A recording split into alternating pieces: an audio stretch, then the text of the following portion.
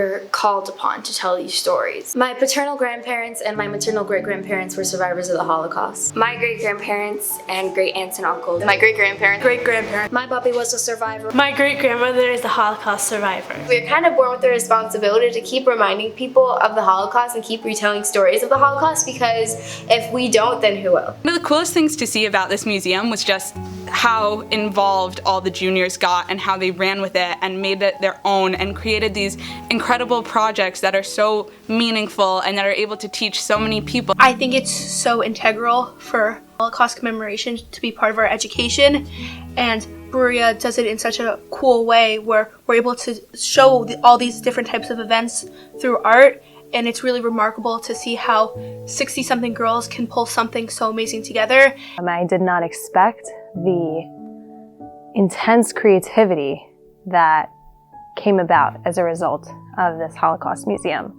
And it's been extremely moving and important, and it's just, they've done an incredible job.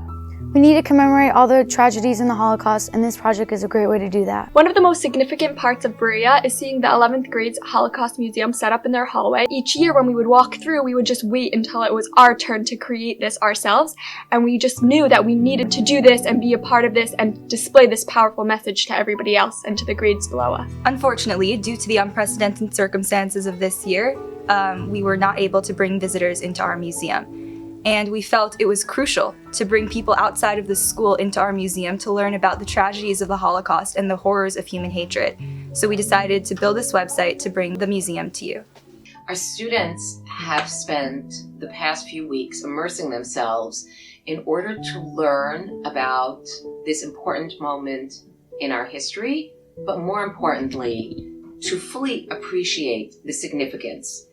Learning about the Shoah helps them appreciate the role that the state of Israel plays in a post-Shoah world. They see how our people moved from darkness to light.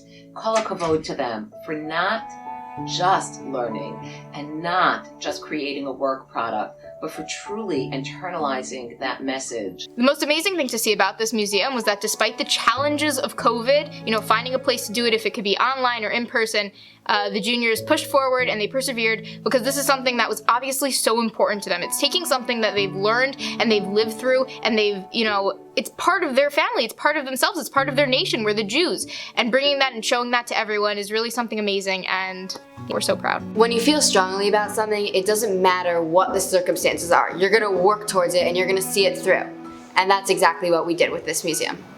Creating this Holocaust Museum was such an eye-opening experience for me, and I'm so grateful that I had this opportunity. Although fear often comes along with learning about the Holocaust, it is very important that we and generations after us learn about it, are informed about what happened in our past. The young ladies who have put together this magnificent museum might be the last generation that has the incomparable zechut of hearing those stories from the survivors themselves. There aren't so many survivors left from the Holocaust, and so we have to do our part by spreading the history of the Holocaust and teaching the younger generation about it, and I think that the Holocaust Museum is a really good way to do that. It teaches every generation of Jewish women where we come from and how to take on this world.